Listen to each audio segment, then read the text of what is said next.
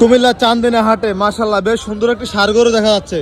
ভাই বিক্রি করতে আসছেন, কত চাইবেন আজকে বাজারে?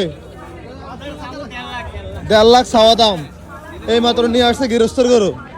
আমরা একটু কথা বলার চেষ্টা করবো। আরে কি হইলো, চান্দিনা হাটে গরু একটা নিয়ে আসছে গৃহস্থ, পাগল বানা লাইতেছে। কত? 20 গরু নিলাম চলছে। কত? 22। চান্দিনা হাটে নিলাম চলছে, গরুর নিলাম চলছে, আমরা দেখছি গৃহস্থ গরু 25 কাস্টমার আছে। একবারে নিবে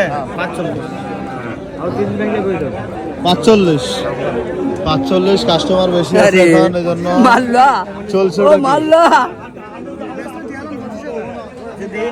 ভাই কত দিচ্ছেন? 25।